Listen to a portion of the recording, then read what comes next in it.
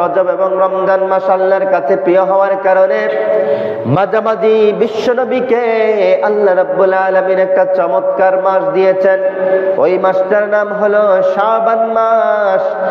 আর বিশ্বনবী বলেছেন এই মাসটা হলো তোমাদের জন্য আল্লাহ রাব্বুল আলামিন রমজানের প্রস্তুতিমূলক একটি মাস। সুবহানাল্লাহ। শাবান মাসটা হলো মূলত রমজানের প্রস্তুতিমূলক মাস। বেলে কেমন প্রস্তুতিমূলক? বিশ্বনবী বলেছেন একটা হাদিসের বর্ণনায়, তিনি বলেছেন যখন তোমরা রজব মাস তোমাদের মাঝে চলে আসে, আর যখন তোমরা রজব মাসে চলে যাও, রজব মাস যখন তোমাদের মধ্যে পৌঁছে যায়, তখন তোমরা আল্লাহর কাছে দোয়া করতে থাকো, আল্লাহ আপনি আমাকে রজব এবং শাবান মাসের বরকত নাজিল করেন, আর রমজান পর্যন্ত আমাকে দীর্ঘ হায়াত দান করেন, যাতে করে আমি রমজানের রহমত মাগফিরাত নাজাত গুলো হাসিল করতে পারি। কার কাছ থেকে? এই জন্য বিশ্বনবী শিখিয়ে দিয়েছেন যখনই তোমরা রজব মাসে পৌঁছে যাইবে তখন তোমরা প্রার্থনা করতে শুরু করবে, আল্লাহুম্মা বারিক লানা ফি রজব ওয়া শাবান ওয়া বাল্লিগনা রমাদান। কে শিখিয়ে দিয়েছেন? বিশ্বনবী। সুবহানাল্লাহ। বিশ্বনবী বলেছেন যখন রজব মাসে তোমরা পৌঁছে যাবে তখন থেকে তোমরা বেশি বেশি করে পড়তে থাকো আর তোমরা বলতে থাকো। এরপরে সাহাবারা বলল, তাহলে কি আমরা রমজানের প্রস্তুতির জন্য আমরা কি আল্লাহর কাছে এই দুয়ার মাধ্যমে প্রার্থনা করব নাকি? আল্লাহর নবী বলল, হ্যাঁ। তবে এই হাদিসটা নিয়ে হাদিস বিশারদগণ এবং বর্তমান মুহাদ্দিসগণের মধ্যে বিভিন্ন মত পার্থক্য আছে এই দোয়াটা নিয়ে। কোন দোয়া? আল্লাহুম্মা বারিক লানা ফি রজব ওয়া শাবান ওয়া বাল্লিগনা রমাদান। এই দোয়াটা নিয়ে আলেমদের মধ্যে ভিন্নতা আছে, থাকলেও আলেমরাই আবার বলেছে এই দোয়াটা মানে গভীরতা এবং হৃদয়ের গভীরতা আকুল কি বলে মানে ভাষায় যেভাবে বোঝানো হয় যে এরকম বোঝানো হয় আল্লাহর কাছে প্রার্থনা আরজি, তাহলে এই দোয়াটা করা যায়, সমস্যা নাই, করা যায়, সমস্যা নাই। যেহেতু হৃদয়টা যখন দোয়াটা আমরা যখন বলি তখন আমাদের হৃদয়টা একটা না দিয়ে দেয়। সুবহানাল্লাহ। এই জন্য তোমরা এই দোয়াটা পড়তে পারো। তবে বিশেষ করে আসলে আপনি আমি দোয়া করলেই যে আল্লাহ কাল দোয়া কবুল করে নিবেন এমনটাও নয়। এই জন্য দোয়ার আগে যদি আমরা নিজেদেরকে পরিপূর্ণ শুধরাতে পারি, পরিবর্তন করতে পারি, তাহলে দোয়া করা ছাড়াই আল্লাহ আমাদেরকে পরিবর্তন করে দিবেন। সুবহানাল্লাহ। আবার বিশ্বনবী বলেছেন, আদ-দুআউ হুয়াল ইবাদা। বান্দার দোয়ার মাধ্যমে আল্লাহ বান্দার কি বলে সবকিছু পরিবর্তন করে দেন। সুবহানাল্লাহ। বান্দার চাওয়া পাওয়াগুলো আল্লাহ দোয়ার মাধ্যমে কবুল করেন। সুবহানাল্লাহ। এজন্য দোয়া হলো বান্দার জন্য একটা শ্রেষ্ঠ ইবাদত। আপনি যেখানেই থাকেন সেখানেই আপনি দোয়া করতে পারেন। তাহলে বিশ্বনবী বলেছেন যখন তোমরা রজব মাসে পৌঁছে যাইবা, পৌঁছে যাওয়ার সাথে সাথে তোমরা রমজানের প্রস্তুতি শুরু করে দাও। এই জন্য রজব মাসে যখন আমরা পৌঁছে গেছি, রজব মাস যেহেতু আমাদের কাছ থেকে চলে গেছে, আমরা এখন শাবান মাস আমরা পৌঁছে গেছি। এই শাবান মাস আমাদের শিক্ষা হলো ওই যে আল্লাহুম্মা বারিক লানা ফি রজব ওয়া শাবান ওয়া বাল্লিগনা রমাদান। যেহেতু এখানে শাবানের কথা এসেছে, আমরা শুধু রজব মাসে এই দোয়াটা পড়বো এমন নয়, এই দোয়াটা আমরা শাবান মাসে বেশি বেশি করে পড়বো ইনশাআল্লাহ। এই দোয়াটা সবাই মুখস্থ করে নেবেন, আল্লাহুম্মা বারিক লানা ফি রজব ওয়া শাবান ওয়া বাল্লিগনা রমাদান। আল্লাহ আপনি আমাকে রজব এবং শাবানের অতিক্রম করে আমাকে রমজানে পৌঁছে দেন এবং রজব এবং শাবানের বরকতগুলো আমলগুলো আমাকে আদায় করার, আল্লাহ আপনার কাছ থেকে হাসিল করার তৌফিক দেন, আর রমজান পর্যন্ত আমাকে পৌঁছে দেন, যাতে করে রমজানে আমি আপনার গুরুত্বপূর্ণ যা কিছু আছে সবকিছু যেন আমি আপনার কাছ থেকে আদায় করতে পারি। সুবহানাল্লাহ। এবার বিশ্বনবী বললেন এই সবে বরাতটা হলো একটা আরবি শব্দ, শবে বরাতটা আরবি শব্দ। এর শাব্দিক অর্থ হলো নিসফে বিন শাবান, যা আরবি ভাষায় বলা হয় এই শাবান মাসের এমন একটা রজনী আছে, এমন একটা রাত আছে, এমন একটা দিন আছে, এমন একটা ঢে আছে, যে দিনটা আল্লাহর কাছে খুবই স্পেশাল, তার নবীর কাছে খুবই স্পেশাল ছিল, তার উম্মতদের জন্য, আল্লাহর বান্দাদের জন্য। সুবহানাল্লাহ। কোন মাসে? শাবান মাসে। কোন মাসে? শাবান মাসে। অনেকে আমরা শবে বরাত আসতেছে, শবে বরাত আসতেছে, কিন্তু কোন মাসে শবে বরাত অনেকে জানি না। আরবি মাস যেহেতু আমাদের সমাজে প্রচলিত না, আমরা অনেকে হয়তো নাও জানতে পারি, কিন্তু শবে বরাতটা হলো কোন মাসে? শাবান মাসে। কোন মাসে? আর মেরাজ, এই যে মেরাজ ঘটেছে, এটা কোন মাসে? রজব মাসে। কোন মাসে? রজব মাসে। আবার কদর, এটা হলো রমজান মাসে। কোন মাসে? রমজান মাসে। এই জন্য বিভিন্ন যে বিষয়গুলো আছে এগুলো আমাদেরকে জানতে হবে। আবার জানতে গেলে আমাদেরকে আরবি ভাষায় মুখোমুখি হতে হবে। এজন্য যেহেতু আমরা বাঙালি জাতি, বাংলায় প্রচলিত, আবার ইন্টারন্যাশনাল ভাবে ইংলিশ প্রচলিত, আমরা এই মুখী বেশি হয়ে যাই, কিন্তু কোরআন মুখী, আরবি মুখী আমরা একটু কমই হই, ঠিক কিনা? এজন্য আমাদেরকে আরবি মুখী বেশি বেশি হতে হবে। তাহলে এই দিয়ে এই শাবান মাসে মনোযোগ সহকারে শুনবেন, পর্দার অন্তরালের সম্মানিত মা বোনেরা একটু মনোযোগ সহকারে শুনেন। শাবান মাস এমন একটা মাস, এই মাসে আল্লাহ রাব্বুল আলামিন তার বান্দাদের জন্য, তার নবীর উম্মতদের জন্য একটা স্পেশাল ডে, একটা দিন রেখেছেন। ওই দিনটাকেই আমরা হাদিসের ভাষায় এবং আমাদের প্রচলিত এশিয়া মহাদেশের ভাষায় আমরা বলি শবে বরাত। কি? শবে বরাত। এর মূল শব্দটা হলো নিসফে মিন শাবান। নিসফে মিন শাবান। এখন প্রচলিত যেটা আছে, এই প্রচলিত ভাষায় বলতেছি শবে বরাত এমন একটা জিনিস, এই শবে বরাত যখন আমাদের মাঝে চলে আসে, যারা ঢাকা শহরগুলোতে থেকেছি আমরা দেখেছি, শবে বরাত যখন চলে আসে, গ্রামে হোক শহরে হোক, মানুষগুলো নতুন জামা কাপড় পরে, গোসল গা ধুয়ে, আতর স্নো, নতুন নতুন পারফিউম মেরে মসজিদে চলে আসে জিলাপি তবরকের জন্য। আবার কেউ আসে গোটা বছর গুনাহ করছি, আজকে মাপ পাবো এই জন্য, ঠিক কিনা? হ্যাঁ, আছে। গোটা বছর আপনি আমল করলেন না, আপনি আল্লাহর ইবাদত করলেন না, আপনি নামাজ পড়লেন না, আপনি ইসলামের পক্ষে কথা বললেন না, আপনি দ্বীনের কাজ করলেন না, আপনি আনাকিমুদ্দিন, দিন প্রতিষ্ঠা হোক, এটা আপনি অন্তর থেকে লালন করলেন না। আল্লাহ রাসূলের ইসলাম এই সমাজে প্রতিষ্ঠিত হোক, আপনি অন্তর থেকে লালন করলেন না। আপনি নামাজ প্রতিষ্ঠা করলেন না, কাউকে নামাজের দাওয়াত দিলেন না, আপনি মানুষদেরকে ভালো পথে ডাকলেন না, ন্যায় বিচার করলেন না, সমাজের মানুষের হক মানুষদেরকে বুঝিয়ে দিলেন না। আপনি এখন শবে বরাত আসছে, আপনি এখন সব উল্টায়া ফালাইবেন, আছে না নাই? এগুলা হলো ক্ষণিকের মুসলমান। কিসের মুসলমান? ক্ষণিকের মুসলমান। ও ভাই, তুমি মুসলমান, নামে নাকি কামে মুসলমান, আছে না নাই? নাম রেখেছে আব্দুর রহিম, কলমা জানে না, এই সমাজে এমন লোকের সংখ্যায় গণা।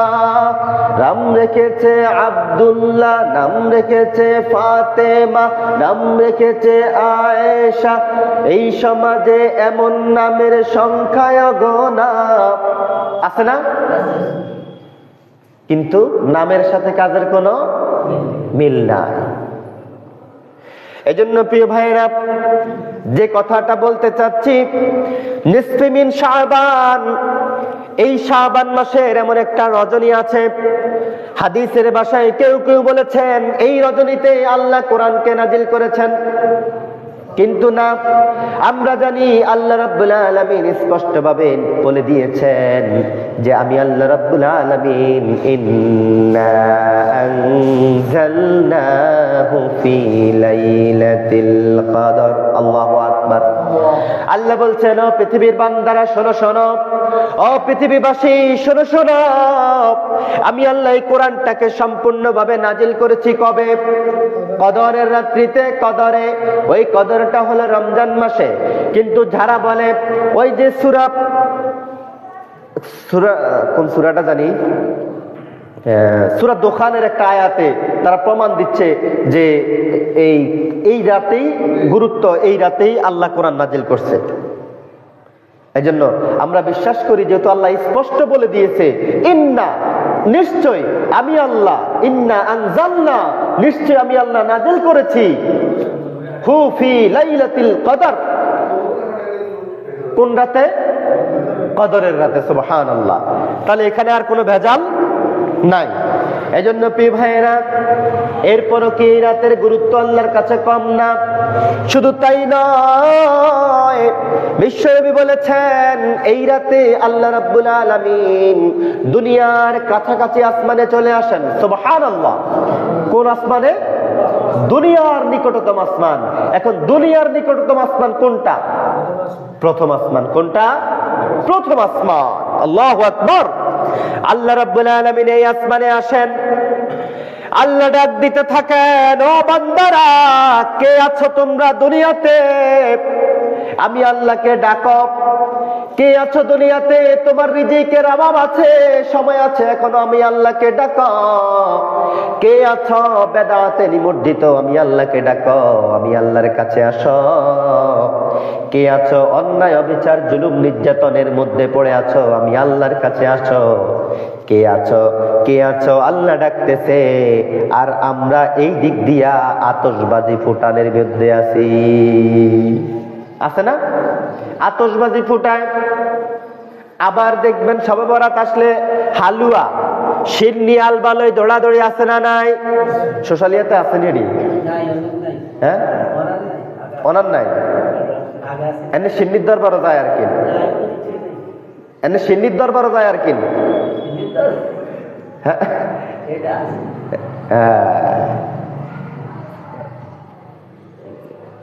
দরবারও যায়, এনে নাই নাকি? প্রিয় ভাইয়েরা, এই শাবান মাসের এই রজনীটা এত গুরুত্বপূর্ণ।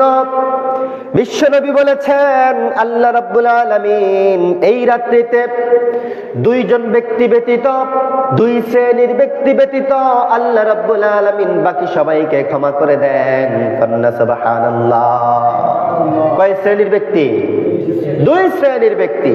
আল্লাহ রাব্বুল আলামিন বলেছেন, ও নবী আপনি জানিয়ে দেন ওই দুই শ্রেণীর ব্যক্তি কারা?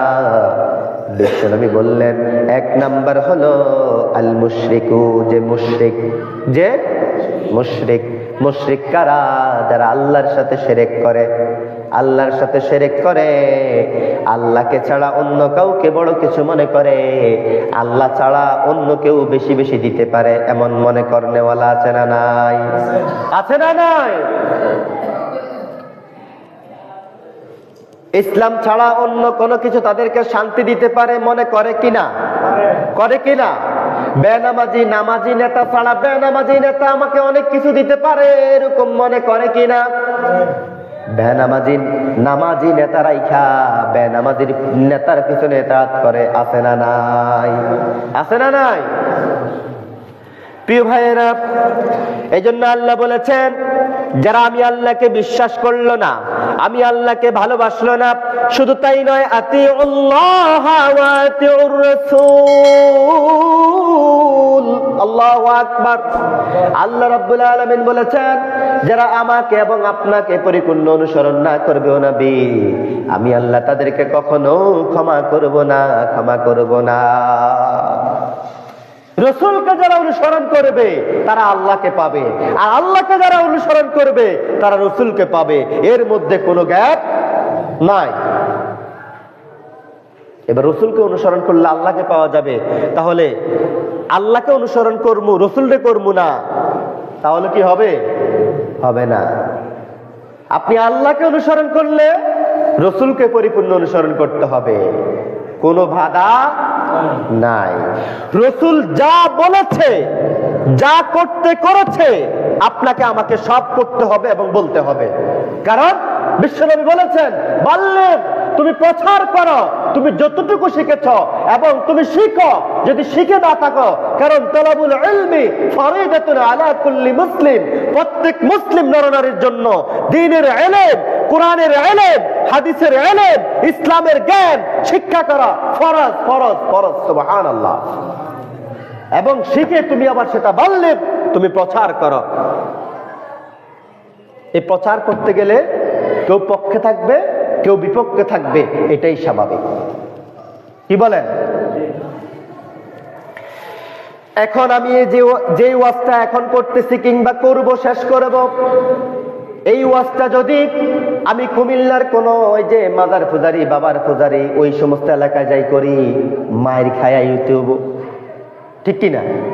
মায়ের খেয়ে কোয়ালা যদি খায়, মায়েরও খাওয়া লাগবে। কিন্তু অথচ আল্লাহ বলছে কি, রসুল বলছে কি, আমরা করি কি? শুধু তাই নয়, বিশ্বনবী বলেছেন, এক নম্বর ব্যক্তি আল্লাহ এই নিসফে মিন শাবান তথা শাবান মাসের এমন একটা রজনী, এই রজনীতে আরবি ভাষায় 13 তারিখে, এই রাত্রিতে 14 তারিখ মনে হয় না, 14 তারিখ, এই দিবাগত রাত্রি এমন একটা রাত্রি যা আল্লাহর কাছে অতি প্রিয়, বিশ্বনবীর কাছে অতি গুরুত্বপূর্ণ। এই জন্য আল্লাহ বলেছেন, এই রাত্রিতে তোমরা আমল করো, বেশি বেশি করে কোরআন তেলাওয়াত করো, নফল নামাজ পড়ো, ইস্তিগফার পড়ো। তবে ধরা বাঁধা নাই, ধরা বাঁধা নাই। আপনি রাত জেগে সারা রাত পর্যন্ত আমল করলেন, কিন্তু ফজরের নামাজটা কাজা করলেন, এই আমল আপনার কবুল হবে না। একদিন ওমর রাদিয়াল্লাহু তাআলা আনহু ফজরের নামাজ শেষ করে আল্লাহর নবী, বিশ্ব নবী জনাবে মুহাম্মদুর রাসূলুল্লাহ সাল্লাল্লাহু আলাইহি ওয়াসাল্লামের সাথে মসজিদে নববী থেকে বের হলেন। বের হওয়ার সাথে সাথে বিশ্বনবী বললেন, ওই ব্যক্তিটাকে কেন মসজিদে দেখছি না?